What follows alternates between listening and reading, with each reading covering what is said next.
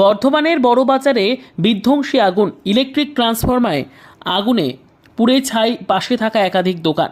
পাশে থাকা সাইকেলের দোকানে পেট্রোল বিক্রি করায় দোকানে পেট্রোল মজুদ থাকার কারণেই এই ভয়াবহ আগুন বলে অভিযোগ স্থানীয়দের।